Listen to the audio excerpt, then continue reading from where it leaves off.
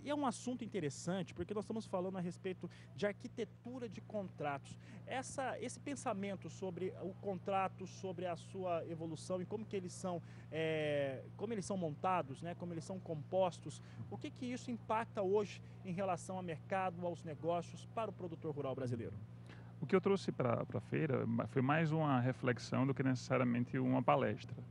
Então a ideia é tentar desmistificar na cabeça do produtor a noção de que os contratos típicos rurais, especialmente a parceria rural, o arrendamento rural, até o próprio contrato de integração vertical no agronegócio, são as únicas opções. Assim como o mercado de commodities também ser a principal opção de vários produtores. Então a reflexão que eu trouxe é no sentido de perceber que outros mercados podem ser formados, outras oportunidades podem ser criadas, especialmente por contratos. Então, essa arquitetura contratual que é muito típica no agronegócio, especialmente por meio de contratos atípicos, ainda é uma realidade pouco explorada pelo produtor rural brasileiro. Como que o produtor rural poderia explorar esses contratos atípicos, como você citou agora?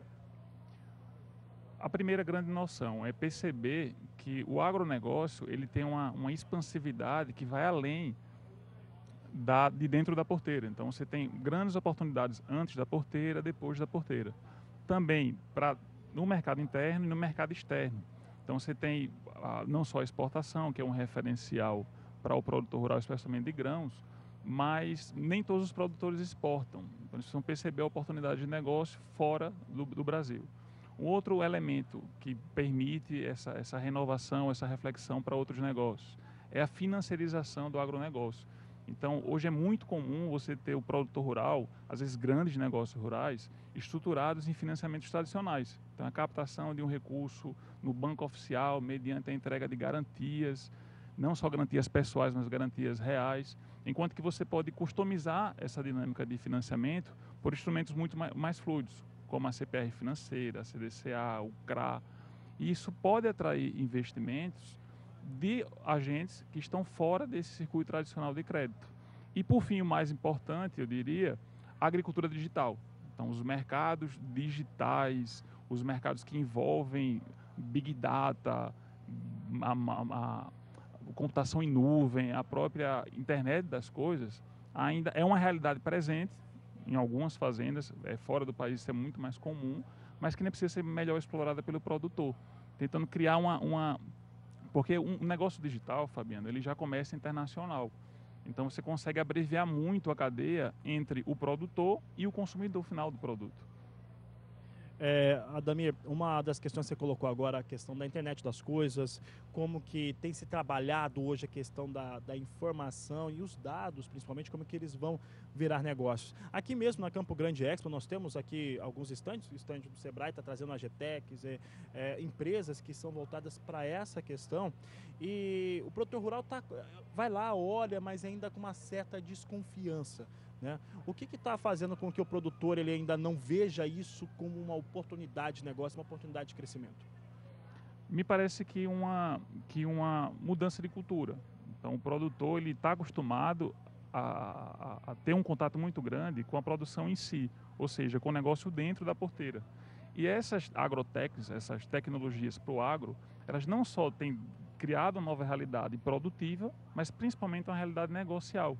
Então você consegue perceber agrotechs que direcionam modelos de negócio para além da porteira, seja na captação de crédito, por exemplo, por meio de criptomoedas direcionadas para o agro, seja por meio da rastreabilidade, que trabalha a dinâmica do dentro da porteira até a ponta do consumidor final, passando por distribuição, por logística. Agrotechs que lidam com a proximidade entre produtor e consumidor final, os negócios o B2P ou P2P, que são negócios de empresa a empresa, de pessoas a pessoas. Nós temos presente que a realidade do produtor brasileiro hoje ainda é muito na pessoa física. Então essas pessoas físicas são grandes negócios e que às vezes não conseguem acessar negócios interessantes fora do país, por meio de uma agricultura digital, por meio de uma agrotech, e às vezes por conta de um aspecto cultural. E é muito difícil trabalhar essas novidades na cabeça do produtor, porque muitos deles já estão dando muito certo. A questão é, você tem um mercado de commodities, você toma preço. Enquanto que você pensa em envolver tecnologia, acessar mercado, especialmente por meio de contratos, você forma preço. Então, sua agregação de valor ela passa a ser um pouco diferenciada. E eu não estou falando aqui de você abandonar um negócio de commodity, que é uma coisa muito interessante e viável. Mas começar, aos poucos, a mudar essa cultura, a perceber que existem mercados ou situações mais proveitosas e mais lucrativas para além das commodities. Ademir, esse ponto que você colocou é muito interessante, porque quando a gente fala assim da comercialização, né, do mercado de commodities, nós temos uma série de produtos que acabam sendo comercializados como uma situação mais simples, uma commodity, e que ele poderia ter um valor agregado óbvio, tá? Um dos casos que a gente tem citado sempre aqui no Agricultura BR, no canal do Boi, é o caso do café.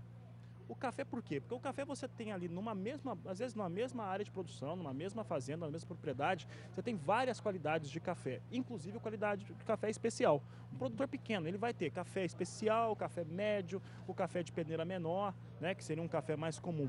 E na hora que ele comercializa tudo como se fosse uma coisa só.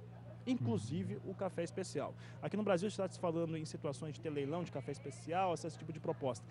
Esse acesso a essas tecnologias traz uma percepção de negócios melhores. Café especial, por exemplo, é um produto muito mais parecido com vinho do que, por exemplo, vender soja em grandes quantidades que o Brasil faz.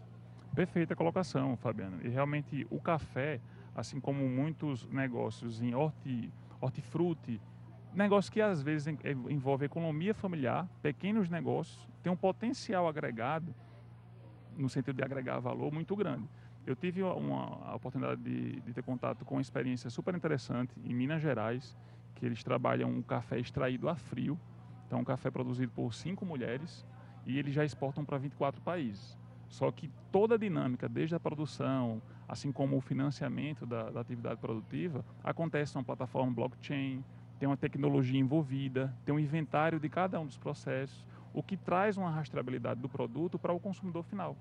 E esse consumidor final, especialmente o consumidor internacional, ele paga por isso. Então esse café sequer está sendo comercializado nacionalmente, mas já tem 24 países que compram ele. E é produzido por 5 pessoas, 5 mulheres em agricultura familiar.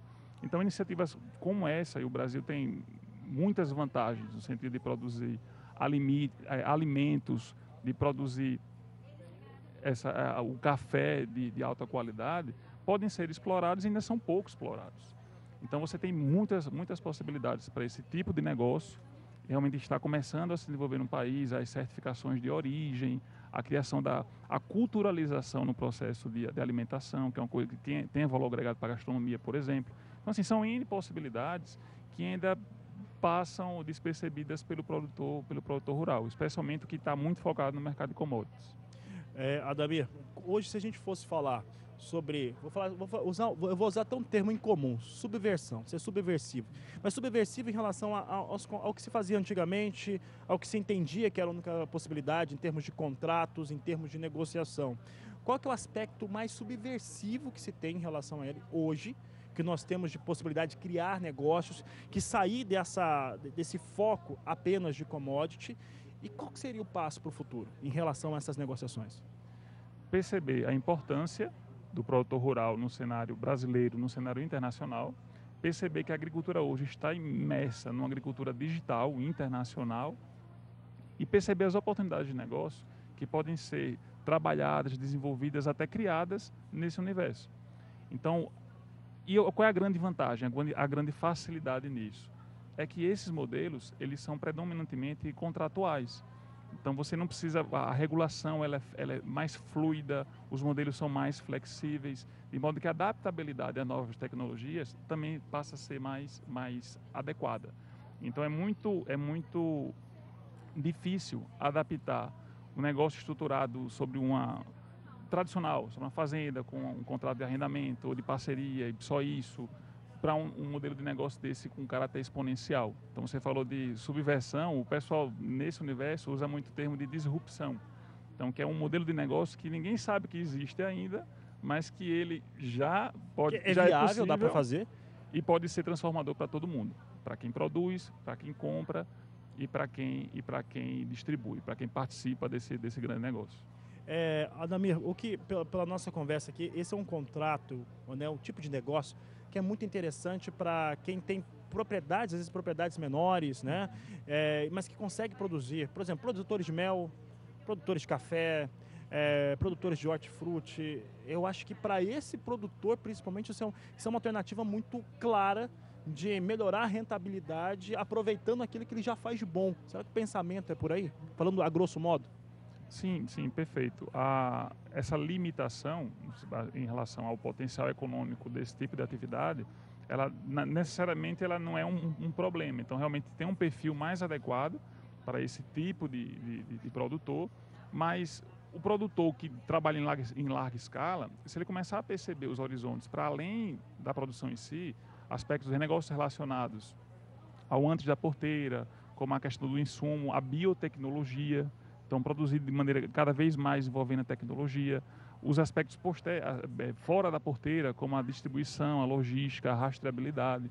Então todas essas inovações, elas são mais adequadas, mais propícias para pequenos produtores, porque ela cria um potencial exponencial para esse tipo de atividade, mas ela não é uma coisa exclusiva de pequenos produtores. E você consegue ter nesses negócios grande escala. Então vamos pegar um exemplo da produção de alimentos integrais, que gerou um grande negócio, um negócio bilionário. Então a Amazon recentemente, por algumas dezenas de bilhões de dólares, comprou a Whole Foods, que é uma empresa de alimentos integrais. Então será que esse tipo de negócio também não pode ter um potencial tão grande quanto uma grande empresa de commodities, de grãos? Então assim, são muitas dúvidas que eu trouxe aqui para a palestra como uma reflexão. E nos interessa muito ter contato com esse tipo de situações, com esse tipo de dúvida, porque isso permite a gente encontrar novas soluções e pensar novos negócios que já existem e que já estão dando muito certo por aí.